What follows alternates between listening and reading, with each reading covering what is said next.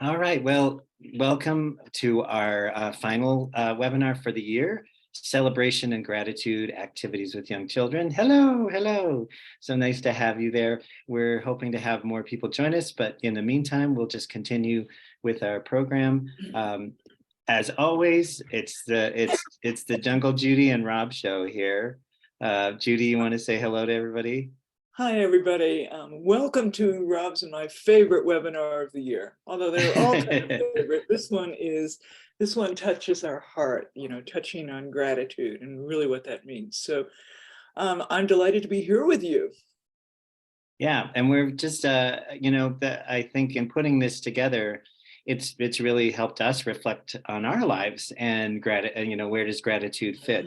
And this certainly will be helpful for you to understand the importance of gratitude for your kids, for your students. And we just like to start with a definition of gratitude. For those of you that just joined us, welcome. We're talking about gratitude. And this is from, I pulled this, actually this quote of defining gratitude from a researcher that studies gratitude and the science of happiness. There are a number of studies actually on the study of happiness. And they pulled this definition of the word gratitude is derived from the Latin word gratia, meaning favor, and gratus, meaning pleasing. And those words lend themselves to other words of kindness, generousness, gifts, the beauty of giving and receiving, or getting something for nothing. They're all derived from the same Latin root. And so this is the business and game that we're going to be talking about. We're going to give you activities, but also sort of look at a little bit of that research of why is gratitude something that's good for our health and for our well-being. This is a quote that we got from I've got people coming in, from a Christian mystic, Henri Nouwen. And I'm going to pass this over to Judy. Right. And the important thing about this is that this is a choice. Gratitude is a conscious choice. It's not something that we feel when we receive gifts or anything like that. It's something that we need to cultivate within. It doesn't cost any money. And as it says, gratitude as a discipline involves a conscious choice. We need to learn how to practice gratitude. And as it goes on, as Henri goes on, as he says, I can choose to be grateful, even when my emotions and feelings are steep and hurt and resentful. It is amazing how many occasions present themselves in which I can choose gratitude instead of a complaint. So as we go through this webinar, I'd encourage all of you to focus on how you are creating conditions, even though you feel I've got nothing to be grateful for. There's this pandemic, I'm sick, I may not have the money that I need to purchase presents. What do you have on an everyday basis that's all around you that can show you the true meaning of gratitude? So let's dive right into it and explore that concept more. And at this point, I'd like to express my gratitude to Danette. I opened this slide and she had translated it, and I'm so grateful for that. Thank you for doing that. That's wonderful. Judy, I love that. Yeah. I'd encourage you, one of the first places that I turn to for gratitude is the outdoors and Mother Earth. And as we go through the webinar, you'll find the many cultures that celebrate on a daily basis nature. I was just kind of thinking about our weather that we had yesterday. And I made the decision not to travel into work. So I was working from home. But what this allowed me to do was to go outside, even in the snow, and see the beauty of each snowflake that was coming down and start turning over some of the leaves that were covering my garden soil, and realize that my strength comes from the gift of that silence, the change of seasons, just the beauty of nature all around me. So I want to support also this instant translation that we have. This first time we've ever had this. This is wonderful. Thank you. And what we need to do in order to see all those gifts, there are ways that you can see that one frond of a fern. You can say, oh my goodness, look at half of it. It's dead, it's brown, there's nothing there. And the other half is still green. And yet when we think that this is nature's way of following the seasons of growth and decomposition and soil renewal, and if we don't rake away that frond, that leaf of a fern that looks like it's dead, then those little brown pieces are going to fall on the soil as the leaves in the blanket underneath them and produce a wonderful home and rich soil environment to come. So I'd encourage you to look and to pay exquisite attention to what's going on around you in every leaf and in every snowflake. And I'd like to circle back too from our first slide there, Judy, that it is a matter of paying attention, but it's also making it a choice. That, I walked my dog Dito out Yeah. in the cold. I mean, it's really cold today in Denver. And you can get so caught up in, oh, it's so cold and I want to get back home, inside. But the light, if, I made a conscious choice to just enjoy it. And you start to notice things that you hadn't before just by making that choice. And Yes. how can we teach that to our kids? Mhm. So we're going to give you an opportunity to practice your gratitude. So I invite you to type in a chat, name something beautiful you saw today. Share it in the chat. So that's really nice because I can actually share. I'll type in the chat for me. It was for some reason I'm having trouble with the chat here. So um, um, I'll refrain from typing in there, but the light outside was really, really lovely. So we'll just Mhm. take a moment. We're going to ask you to type in the chat just a handful of times. So if you'd be so kind as to share something you saw beautiful. And Judy, I'm going to put you on the spot. What was something beautiful you saw today? So something beautiful I saw today was actually a raven. It looks like a big crow, great big black bird on the Mm. bare branches of my honey locust tree out front. And I think the starkness of the black color against the residual snow underneath the honey locust just took my breath away. It was just beautiful. There wasn't very much snow covering the ground. So that allowed me to also see the patterns that the snow made on the veins of the dry leaves underneath the tree. Laura, can I call upon you to look at the chat? Because for some reason I'm not able to. And if you could get on the mic, somebody had typed in the chat there. Yes. Julie says pansies, she's growing. Dolores says, Jordan says Christmas lights. Pamela said the clouds in Illinois were purple pink. Ooh. Nune, hi Nune. She said students celebrating a classmate birthday. Pamela says, and Alice says her milk. Ah. Well, Alice likes her milk. That's very good. That's my great niece. So Andrea says my dog running in the snow. Oh, I know. I love that. My dog likes to like dig his head and just like roll around in the snow. It makes me laugh every single time. Well, thanks for sharing those. Let's take a moment, as I said, why is gratitude important? ¿Por qué gratitud? So let's spend some time with that.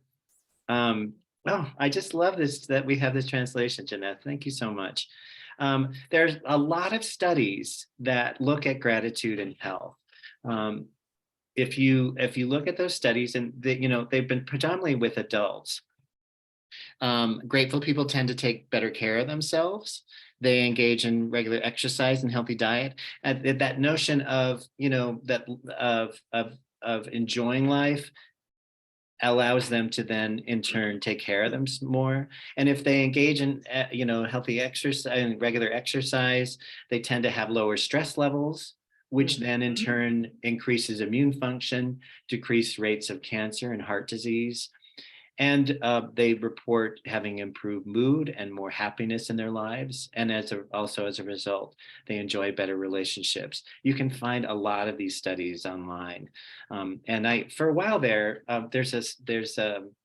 science of happiness is very big at University of California at Berkeley for some reason. And there's lots of resources there if you're interested in that. Now, in terms of children, there's not as much, but it's interesting that the few studies that we have. I'm going to pass this over to Judy to talk about that. So, I think I go back to the times when we're in the garden with very young kids. And what I've noticed is that kids, no matter how, their mood, when they enter the garden, they can be stressed, they can feel, oh, I don't know anything to do here, I don't know anybody here. Just sitting on the earth calms their mood, allows them to be in touch with something that is larger than themselves. And it also allows them to step outside of that feeling of immediacy of their mood. And let me give you just a personal thing that I noticed this last weekend. I was over visiting my grandchildren, who are a little bit older, they're 8 and 11. And Eamon, the boy, has some special challenges, although he's growing out of them. So his speech did not develop as rapidly as his brain developed. So he has trouble putting words together. And he started getting really frustrated when he was so excited to see everybody. And he said, Grandma Jay, I'm just so grateful that I still have that rock that you gave me 2 years ago. And I said, Eamon, that rock that I found in the yard that was thrown away? He said, yes, it just looks like a heart. And when I feel like nothing works, I just grab that rock and I hold it, and I just feel so thankful. So I guess the only reason that I brought that up is just an intimate connection between his mood. When I came over, he was very anxious. He was thinking of what he could not do. And then just being grateful for remembering ways that he could center himself on the earth and find that connection to being outside of himself. So he had this beautiful, huge smile on his face. And from that time, he was just the star of the show. Yeah. And that is something we have to cultivate with kids. Again, it's a conscious choice. And if we teach that choice to children, as this study that I mentioned here, there is this connection between gratitude and happiness. And they're finding this as early as age 5 in kids. They ask kids to self-identify, are you happy, with, measures that are appropriate at that age, and teach them about gratitude. And they see that there is a connection between the two. So even as early as that age, you can help to instill that as a habit and as a practice for children. And again, that in turn will affect their health, their view of the world, and their view of themselves and each other. So let's think about something that made you smile and share it in the chat. Laura, while people are typing, what's something that made you smile today? I know you haven't been feeling well, so what's made you smile today? I think what made me smile today, Mexico won in the World Cup. Yeah, I know. It's an exciting World Cup, isn't it? That was good. Very, very good. Yeah, that's worth smiling about. Yeah, the US has been doing crazy well.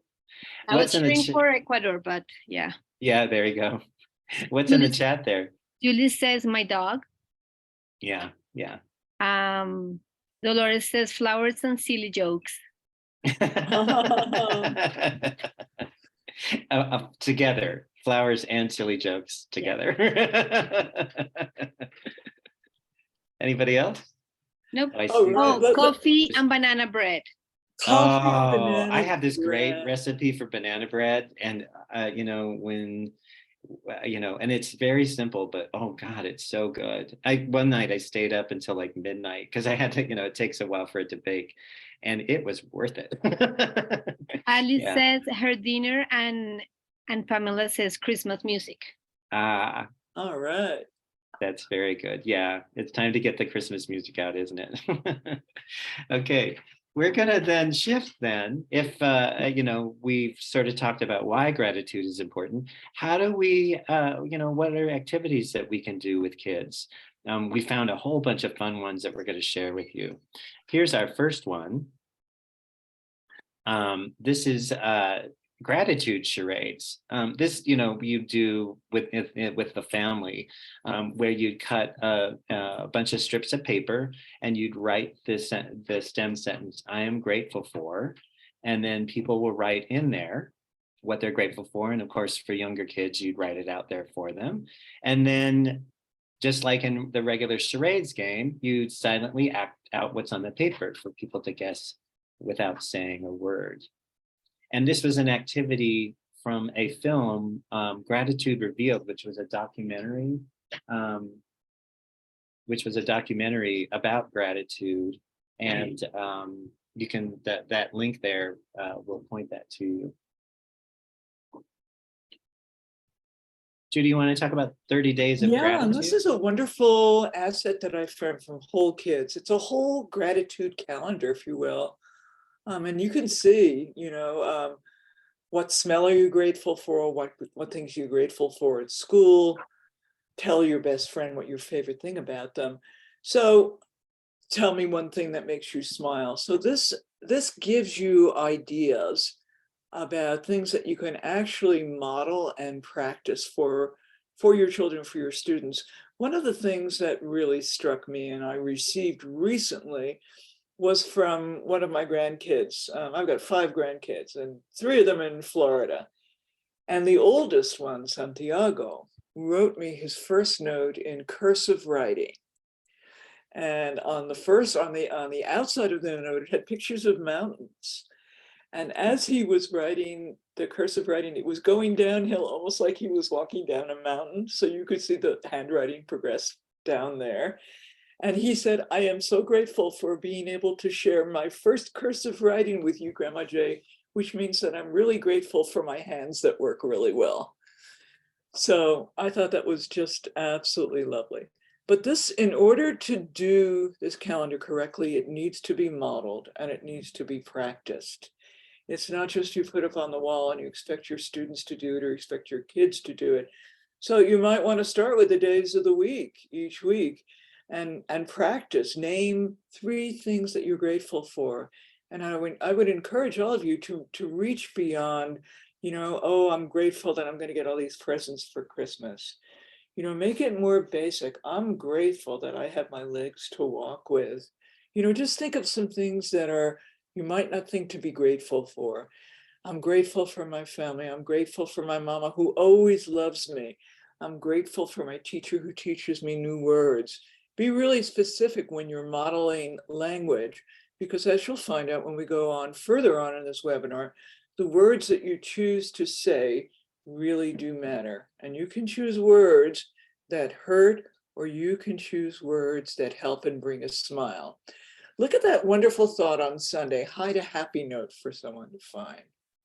Just all these wonderful ways of practicing nurturing somebody, caring. As you can see, gratitude is very much aligned to caring for people and nurturing, forgiveness, all those positive emotions, smiling, all these things that make us feel good, that make us feel we don't need money or anything like that in order to be grateful. The very act of being alive and modeling all these things that make us feel so good are what counts. So the prompts that we've been giving you in the chat are taken directly from this 30 days of gratitude. So that gives an example of other examples of what you can. I love that one, Rob, on a Friday that says enjoy a screen-free day. How wonderful. Go out on a hike and turn over a leaf. All right. I'm gonna, for the sake of time, we're gonna go on. I think we've been, sort of bringing this, emphasizing this. You need to cultivate gratitude, and as a result, you create an atmosphere of nurturing and being seen and heard, and those are strongly tied to gratitude. So here's another activity, and I'm going to pass this over to you, Judy, to talk about. Okay, can you go back one slide a moment? because there's something important that I wanted to show. When it says cultivate gratitude, many of us have just finished a season of gardening.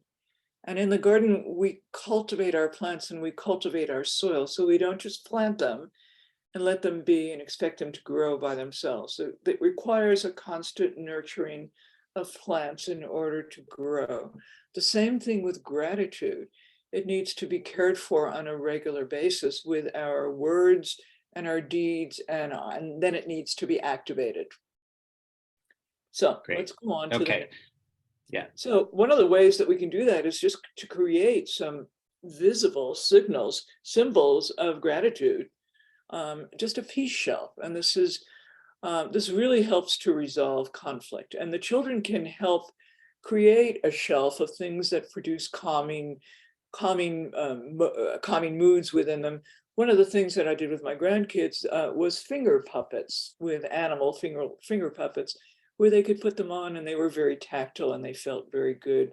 Using a spirograph or things to make designs, a bell that they can ring, a special box with rocks, a meditation, whatever it is. And then you can even write down things that make me feel peaceful when I speak in a way which is calm. And you can see there's a hand out there.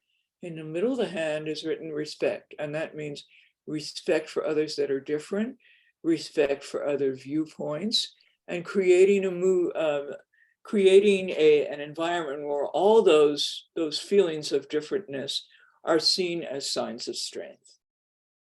So, this could be just a station or a place in your classroom as a teacher where you can help kids self-regulate when they're feeling, when emotions arise, that's a place that they can either go for themselves or you can direct them over there. Here's more specific activities that you can have with with your peace shelf. Using cinnamon sticks, lavender, or scented dried fruit by creating a calming scented box. And another example is this, having objects to like a totem or a talking stick, a symbol of peace when kids are in a conflict and they're trying to resolve conflict. So when a child is holding the heart, as this is an example of something, a symbol of peace, they can express their feelings, and once they feel like they've been heard, they pass it on to the next person. They express their feelings, and once everybody has felt like they have said what they needed, you end with a handshake for peace. So again, it's the object itself allows for that space to happen, just like a talking stick. It just allows for that space to happen for people to talk about their feelings peacefully. And grandchild Eamon, that's exactly what he did with his peace rock. That was his peaceful symbol. And when he felt like he was out of control and he did not know how to regulate himself and he was getting very frustrated, he went to his rock, his heart rock, his place of peace, rather than yelling or saying, I can't do anything, or feeling negatively about himself. This allowed him to feel that he was enough within himself, and it quieted him down. There's other sensory things you can do, with heat or cold, with smells, as we've talked about as well, or sounds, and as we mentioned, with bells and that sort of a thing. And So I think lots of opportunities with that. Judy, I'm going to cut you off because that's fine. We're running short on time. Okay. I'm going to give you the floor to talk about this. This is one of the most wonderful books that I've ever run across. It's called When Grandma Gives You a Lemon Tree. And this book basically tells the story of perhaps a child that was expecting a different gift, and what grandma gives him is a lemon tree. And a lemon tree takes a long time to grow, and he's not really sure how to respond, with what type of emotion he should respond. Rob, can you go along to the next page on this one? Do we have an open book on this one or not? An open page? Yeah, and you can see they've got the whole wish list. You were hoping for one of those. So maybe it was a computer or a phone, or it might be the latest present that Walmart says or Amazon says you need to have in order to be happy, or a Lego. You can see what this child wanted: a drone, a computer, a phone. Nowhere on that list do I see a lemon tree. And yet, Grandma decided to give her a lemon tree. Surprise. So, what should you do when Grandma gives you a lemon tree for your birthday? First of all, act excited. Your face should look like this, not this. So this is where we're teaching our kids how to model gratitude, and definitely not this. I didn't get what I thought I was going to get. Next, say something polite. Try, thank you, Grandma, it's just what I needed. Keep smiling until Grandma leaves or falls asleep, and do not harm your lemon tree. Now listen closely, this is important. It tells how to care for the lemon tree, not to overwater it, keep it outside in the correct season, and keep things away that can possibly harm it. A dog that might utilize it, a cat, it might fall off the street. So it promotes that feeling of nurturing. And as that child is nurturing the gift, she begins to be nurtured by the tree. And when winter arrives, she knows, or she learns, she needs to keep the tree nurtured and warm. It's going to die outside. And she needs to develop a feeling of patience and waiting and waiting and waiting, which is so hard for kids. And after the end of winter, look at what's happening. Beautiful white blossoms are starting on the tree. And I have a feeling that fruit is going to develop on it. Rob, why don't you put the next slide up and see if we're right? She takes the tree out, back in the sun, back in the warmth. Look how much it's grown. Look at the happy smiles of friends. You can decorate your lemon tree, but you know what's even more fun? I wonder what she can do with the lemons. She can decide all kinds of things that come that she can share. Picking the lemons, squeezing the lemons, learning how to make lemonade from Grandma with that lemon juice. So the whole point of this book is to gain a sense of appreciation for things that you don't think you wanted to receive, and gain that innate sense of gratitude that goes a lot further than a present that you would normally just throw away. You didn't think we'd leave you with just lemon juice, did you? Remember those gifts you were hoping for? It's good you're staying focused, because now from squeezing the lemons, the lemonade stand comes. What a wonderful book. This is one of my favorite books. It says, now you can finally buy exactly what you want. I have a feeling that she's not going to use it for the same type of presents that she would have used before. She's learned a more important lesson about the value of things that you can really enjoy because they're given from the heart. And they promote sharing. And that's the story of when Grandma gives you a lemon tree. And what I love the most is that they named the lemon tree Lola.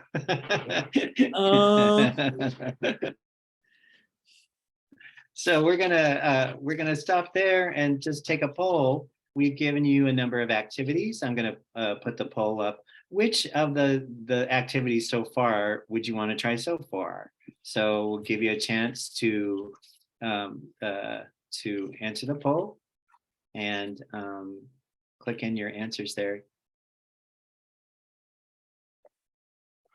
There's lots of nice activities, and we've got another host of activities that we're going to share with you after this poll too. That's a great book. I like that book. Yeah. So I'll give you a couple more seconds to answer the poll. And looks like there's a whole spread of things. I'm going to are there this time? end the poll and we'll share the results. People were keen on the peace objects. I like that too. You know, it's just to have a place where kids can regulate themselves and relax. 30 Days of Gratitude, the scented box, and of course the book. Okay, very good. All right. Well, that's our first poll. We'll poll you again after we're done with the next group. This is from an article, and again, I'll share all these links. Ways to teach your preschooler about gratitude. Here are some really simple ways. We've talked a lot about modeling thankfulness and appreciation. Writing thank you cards, of course, you know, getting kids in the habit to to write their cards, or even, draw a picture to send their gratitude. Some families and some teachers will choose a charity as a project that kids will raise money for, or volunteer or do something. I know that I've had a friend whose family, they have their kids do research on a charity of their choice, and then they decide as a family, they present to the family, this is why I think we should donate to this charity, and they take ownership for it, and then they make their donation. The one that I'd love to spend some time, a lot of time, to attend more time to, is this gratitude journal. Mhm.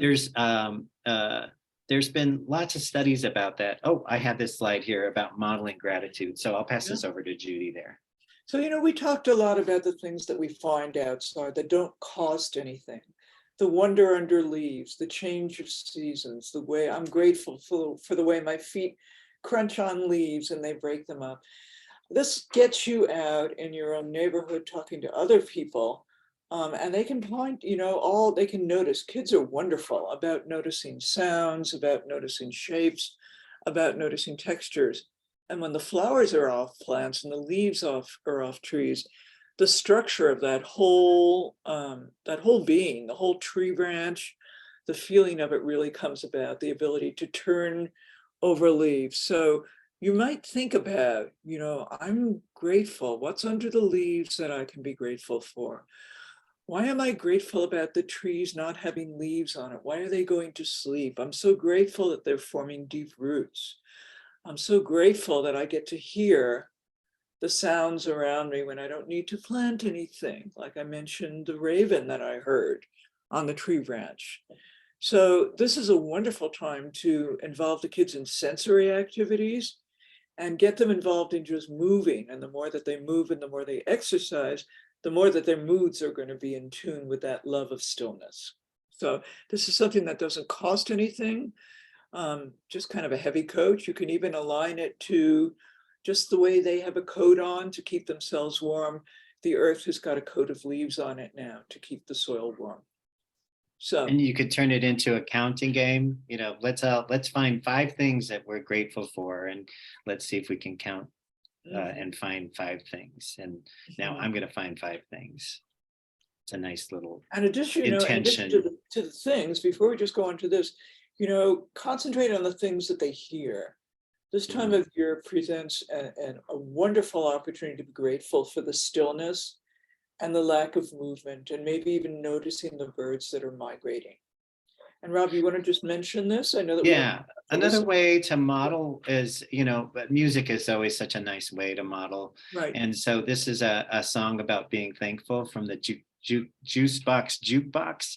And we opted not to play it, but it will be in the list of resources. But just to bring the point that music is also a way to model gratitude. If there's songs that talk about being thankful, you can emphasize that as well.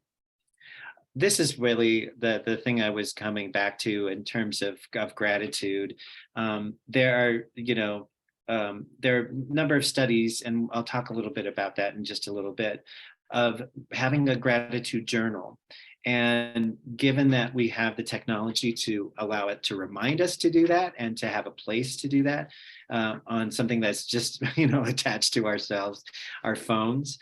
This is a simple gratitude app called Presently. There's several of them out there, but you just type in, what you're grateful for, and then you can share that with somebody else. You can keep that as a record. I didn't mention this to you, Judy. I actually, I'm in a book. I did a gratitude journal for an entire year. I just got this post from this guy that had said, here's a challenge to write a gratitude journal for an entire year. And if you want a chapter in my book to write. And I said, oh, I think I'll do that. And I actually I haven't even told my sister about this. I did it for a year and it was great. It was a really good exercise. And did I do it every day? No, I missed a number of days. And I think even if I had an app, that actually would have helped me to be more, regular about it. but when I did, it really did, it did help my mood. Um, and to speak to that, this is one of the studies that Robert Amons did, and it's a really interesting study. And so we wanted to spend some time with it. They had three groups of people do a gratitude journal, and they did it in three different ways. They did it for 10 weeks. They randomized the groups, so they just mixed the groups up. So there's group 1, 2, and 3. Group 1, their instructions were to write 5 things they're grateful for from the past week. So they, every week they wrote 5 things they were grateful for. Group 2, they had to list the things that were a hassle for them for the week. And then group 3, they just told them to list 5 things in their journal without any specifics of it being positive or negative. So people in the grateful category would talk, oh, I just saw a beautiful sunset, or I'm just grateful for being alive, or I have very, generous friends. People that were listing, talking about hassles. These are some examples. Oh, taxes. I couldn't find a parking place. I burnt my dinner. When they looked at the results after 10 weeks, they found, not surprisingly, that the group that wrote things that they were grateful for felt better about their lives. They reported that they were 25% happier compared to the people that were in the group listing all the hassles in their lives. The gratitude group reported fewer health complaints. And when they surveyed them, they found that that group actually exercised more. Again, that connection between gratitude and taking care of yourself is very strong. In another study, instead of doing it weekly, they did it daily, and all these effects continued even more so. And also as a result, they started to report how they wanted to help other people with providing them with emotional support. So gratitude as a practice can be a very powerful thing. And again, you have to be very intentional for it, because our brains are wired towards the negative. It's a survival mechanism to help us. And so for us to actually stay on the positive side, even in the face of adversity and difficulty, to find a positive light in something, that takes practice. Our brains actually have to be trained in a pathway to find that and to shift our perspective so that we move into a more positive perspective. Because when we move into a positive perspective, that actually allows us opportunities. It allows us to look at possibility that when we're in a negative state, it's very hard to get to. And the other, moving on, kind of expanding a little bit from Rob said, I agree so much with what he said. I encourage you to take a look at the things in group 2, the hassles, the taxes, the parking, the burnt dinner. Those thoughts, those things that you're noticing don't stay within you. Those things, then you talk about at work, you talk about with other teachers, it influences your mood with your students. All those negative things spread out to a feeling of then noticing negative things, having your negative antenna up and noticing the same type of things in students and in our kids. So it is a conscious choice to kind of, it's hard in a way, because like Rob said, we're hardwired to that fight or flight, that negative type of thing, that survival mode. To notice the difference if it's raining for 2 days and finding I'm grateful for the rain. I can't go out right. I'm soaking, it's cold. But with that rain comes the growth of the tree roots, comes the flowers. Without it, I don't have it. I'm grateful for the rain. So finding the positive, it's not being a Pollyanna, it's a conscious choice to look for the positive in every part of your life and see how it influences others. And just to make you happier, to appreciate, healthy food and colorful food, I found this lovely beet salad. And I chose this in particular because beets in some cultures actually is the shape of a heart and represents the heart, the redness of it as well. So this is a lovely recipe. You just take some beets, olives, and seasonings, a little cider vinegar, apple cider vinegar, and then top it with some sprouts. and you toss this and let it marinate, and then you put it on a baking sheet, spread them all out for an hour and a half and let them roast. And then when you're done, you put those seeds on there. It's a very nice, very nice recipe. And I found it in this Boulder nutrition site. I was looking, I wrote gratitude recipes, and this is what I found. I love it. And definitely uses the, the crops found in the season. Exactly. And Yeah, the herbs exactly. of the season, right? Yeah, It's wonderful. I didn't think about that, but see, there you go. It's very appropriate. Oh, the thankful book. I get to do this one, don't I? Yeah, I Yes, get you to do this one. do. So this is a very lovely, simple book by Todd Parr, The Thankful Book, and it's just a series of things that you could be thankful for. Like every day, I try to think about the things I am thankful for.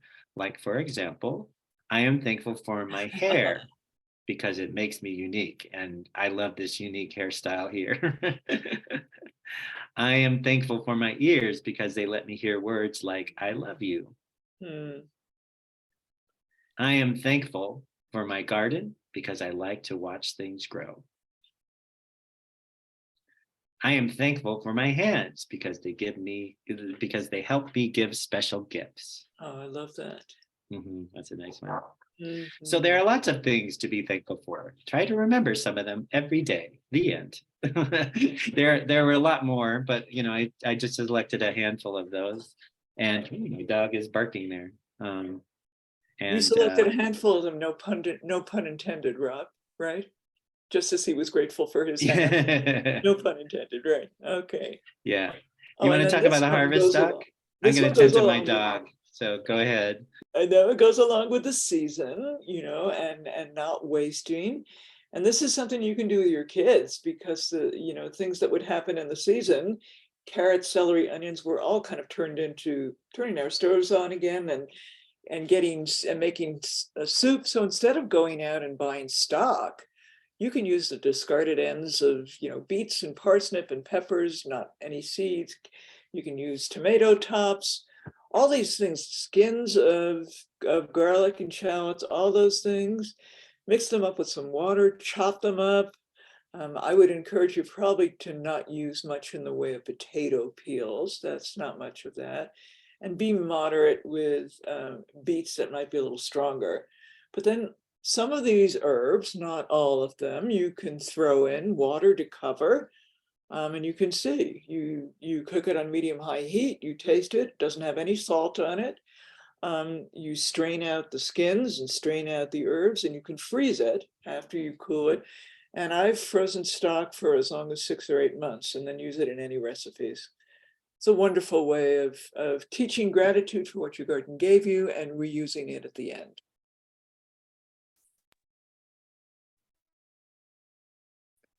And I think, Rob, can you get I'm the trying to, next slide? yeah, I'm trying to advance. I can't. Here we go. Okay.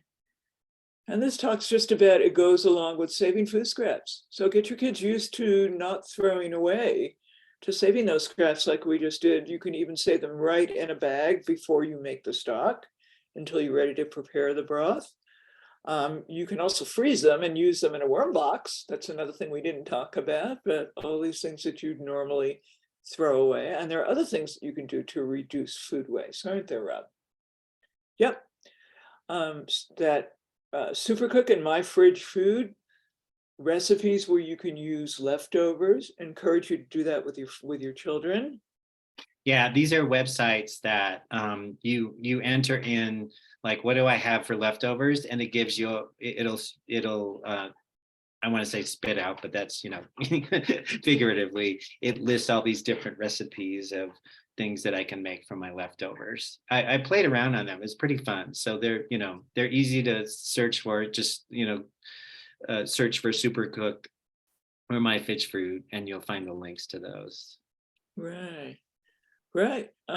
Again, mindfully save and store your leftovers so they're in the front of the fridge and not in the back where you're going to forget them 6 months later. And then as a last resort, vegetable-laden dishes can be used in the compost pile or in the worm box, or if you have a Denver Green compost cart as a last resort, put out on a compost cart instead of throwing them in the trash. We Don't Waste talks about how, it's important to compost, but that there are things that we can do before we even get to compost as a way of Right, reducing waste. And right, I forgot what the statistic is in terms of Thanksgiving, but it's staggering how much food is wasted right. on Thanksgiving holiday. So Absolutely. these are things that are important for us to consider this time of year. Seeds and trees. Oh my goodness. I ran into this book no more than about a week ago. And I think this is going to become one of my favorite books of all time, irregardless of the age. Because what it talks about is the seeds or the words that we use and how they can produce good thoughts or good just good soil. So it uses the story of a king or a prince. In the land of the king lived a special young prince who loved climbing trees and playing with friends. He lived in a castle overlooking the sea, and he played in a field with his two kinds of trees. So every time that we're talking about seeds and trees, we're talking about black seeds or green seeds. And let's see where that is. Doesn't matter where it had come from, a stranger, a friend, a whisper made up. He rose every morning to water the seeds for each of the words or seeds he'd already received. So you can see he's watering. When someone spoke nicely, not anything mean, they handed him a seed whose true essence was green. But sometimes the seeds would come bringing pain, seeds of dark color whose trees produced shame. So this gets kids into a feeling of being mindful of the way you speak, don't hurt, don't bully. And look what happened with the dark seeds. The trunks and branches of dark trees were laden with thistles and thorns, causing him pain as he scaled them. Climbing these trunks and these branches was tricky. Each part of the tree that he grasped was quite prickly. Each time the prince climbed, he was bruised and was slit. Yet trees are for climbing, so through pain he'd persist. But each time he climbed up his tree clothed in green, he felt safe and healed, as though those trees weren't mean. And I think that's really the essence of this book, that we have a choice in the words we plant, in the seeds we plant, and they really act like we can choose to cultivate negative thoughts and hurtful thoughts, and sometimes we're not even aware of those. And those transmit into actions that are not as caring and nurturing for others. Or we can consciously choose to plant seeds of kindness that are going to sprout these wonderful nurturing trees of green. And a few more slides, his green trees were strong. They welcomed his touch. Their branches grew fruit he could eat or could clutch. He could sit at the base or climb to the peak. He could rest in the branches or play hide and seek. So I read a little bit more in the book, and what happens later on in the book is that the roots of the mean trees, the prickles, start shading out the roots of the green trees, and the green trees start to die. So what he's forced to do is he works with a friend who brings a shovel and an axe and helps him cut down the prickly bad trees and carefully cultivate around the roots of the trees that were struggling because they didn't have the right soil in which to grow. And it ends with, be careful what you water, for it will surely grow.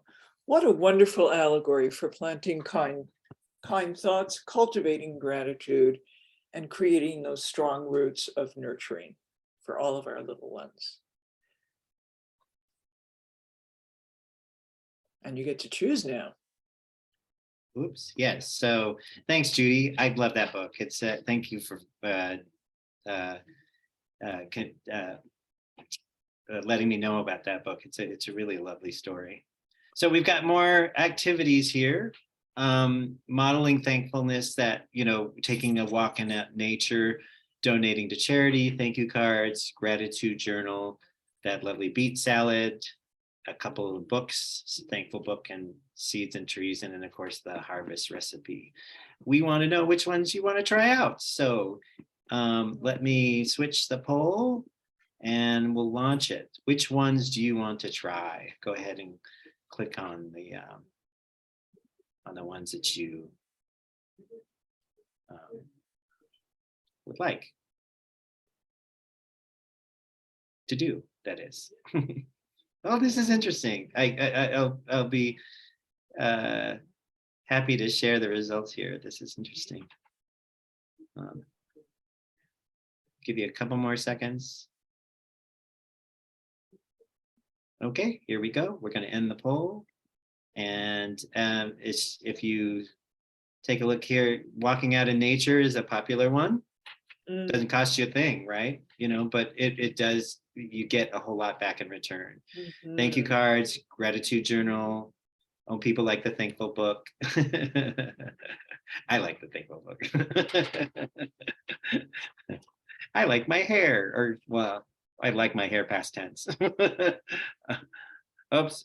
Okay. Oh, I didn't share results. Sorry. Can you see them now? Yep. All good. Sorry. There you go. All right. So we'll stop sharing there. And oops. Sorry. Oh, hi, Ben and Alice. Let me. Oh, hi, Emily. Oh, this is nice. I get to see my family. It takes a webinar for that to happen. Okay. Oops. Sorry about that. I got to get back on track with the slides. So let's see. I think we just have just a few more things to wrap up, and then we have a special surprise for everyone. And I will share that with you. So stay with us. Don't go away. Don't mind that man behind the curtain trying to get his slides together. Oh, we're getting there. Okay. What's most important for you now that we reflect on gratitude? What are your thoughts about your own practice of gratitude and the practice of supporting kids in the act of gratitude? I'm just going to make this easier for everybody. If you want to type in the chat or get on the mic, how would you rate your practice of gratitude on a scale of 1 to 10? So Laura, I don't know if you're still there, but if you want to be our eyes in the chat, how would you rate your practice of gratitude, Judy, on a scale of 1 to 10? I'd have to say I'm probably at an 8. Yeah, I'm on the high end too. I quickly go to the positive. Yeah. I mean, not all the time, of course, but we have lots of 8s. Eights. And a 10 and a good. 7. Good for you for saying I'm a 10. That's great. 5 and 6. Mm-hmm. What would make it, if you're at a 5, what would make it a 6? If you're at a 10, what would make it 11? Just like in Spinal Tap, what would make it 11? Turn it up to 11. Think about what that would look like, or what you would do in order to increase the level of gratitude in your life. I think, again, we don't bring this survey up this scale as what you're doing isn't enough or anything like this. Yeah. This is just so that you can learn different ways to be more aware around you, and then model that gratitude for your children. Yeah, that's a lovely point. Yeah, that's true. We're not judging. We're not, saying, oh, you should be, it's just sort of, where are you with this? And, where can you bring more gratitude in your life, especially this time of year when you can reflect on those. This is a really interesting piece here. We'll share this and then we'll make some final thoughts. I think it's important to look at gratitude from a multicultural perspective. In American culture, we say thank you a lot. Thank you for everything. Every time something happens, we thank somebody. But some cultures don't necessarily say thank you as often. It's implied or unspoken. One very nice, lovely, simple example is the notion of namaste. That when I greet somebody with that greeting, I look someone in the eye, and there's a sacredness to that, in which I thank the other person in a deeper way of gratitude. Judy, I think there was something else that we wanted to say about this one. Do you remember? There was, and I'm not really. Oh yeah.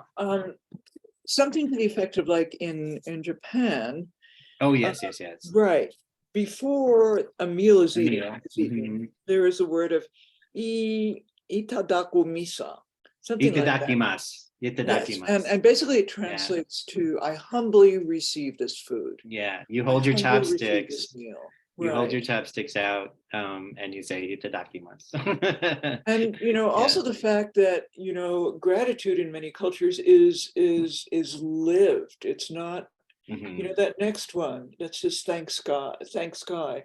It can be seen as an action for my own benefit. I'm just grateful, or for the benefit of everyone, like in Chinese or in Native American cultures. I am where they face the four directions and say, thank you, morning. Thank you, sun. Thank you, sky. Thank you, earth. Thank you, universe.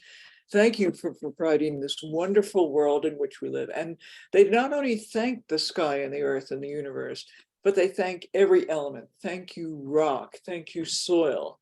So they're not putting themselves above it. They're seeing themselves as part and parcel of the whole greater cycle of life. And this lovely Korean phrase, kamsim, I'm not sure if I'm pronouncing that correctly, means feel heart.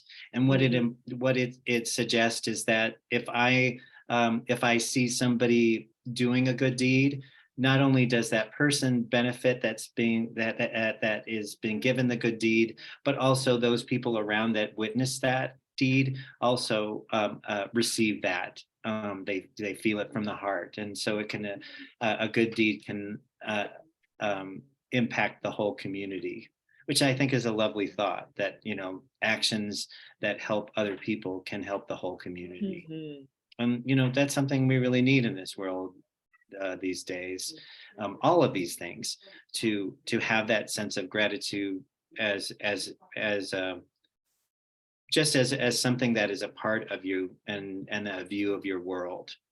And So I we've think got a couple more minutes. Actually, we only have one more minute, Judy. So let's wrap this up here. by saying gratitude is a way of viewing the world. So the thing that's most important to me almost in this webinar, people, is that gratitude is not a present. It's not a constant buy material goods. I'm not grateful for you spending this much money. I'm looking for ways to model gratitude, and I'm practicing them. And I'm not noticing with my negative antenna or acts that haven't been finished. I'm noticing and I'm acting on the kindness and teaching them that this is something that they can give each other, because it does radiate and it comes from the core being. And the more that you show them ways they can do this, the more they become the teachers and the leaders in our earth. And along with that, it's don't wait for the whole end results. Very often we don't notice those small steps along the way to success. So I really like the way you held out your hand for your friend when he wasn't able to go up the stairs himself, not waiting for the whole thing. I really like the way you worked with that child and didn't lash out. So model, I'm grateful, model gratitude in small steps every day. Make it part of your life. It has nothing to do with money. And remember your words, like in the book, The Seeds and Trees. It's not a result of something that someone did or what you received or the amount of money they spent, but it's a way that you can relate to others and that you can relate to the natural world. So as a thank you, Judy, for those lovely final thoughts. And as a gesture of gratitude for everybody that's still on the webinar, you get a book. Instead of a drawing, we will just give you one of the books. So in just a minute, I'll while we're finishing up, go ahead and type in the chat which book you would like, either When Grandma Gives You a Lemon Tree, Seeds and Trees, or the Thankful Book. Laura, you get included in this too. So Zia and you get a book. So so let me finish the slides here. Because I wanted to show you this little thing. we're Oh. we're finished for the year with our webinars. So we'll see you next year. We'll be back in with January. our New Year hats and back in January. So I just wanted to show that to you. But go into the chat. I'm going to stop the stop sharing there. And if you could just type in the chat which book you want, we'll send it to you. I know most of your addresses now because you're all our regulars. So so, and again, the Thankful Book, Seeds and Trees, or When Grandma Gives You Lemons. Do you want me to Oh. read it to you, or No, are you? I've got him. I've got him now. Yeah, I've got him. And so I want to save the chat so I don't lose them. So everybody, we went 5 minutes over, but thank you for your time. I'm really grateful for all of you, especially my family. You'll make me cry. And we'll see you in the new year on the webinars, at least. All righty. So blessings to you all, and thank you so much. We'll see you the next time. You feed our heart. Say bye. Bye. Bye. Bye. Say bye. Bye. Bye, Uncle Robbie. Bye, Jordan. Bye-bye. Your mom. Oh, bye. Oh, and let me stop the recording here.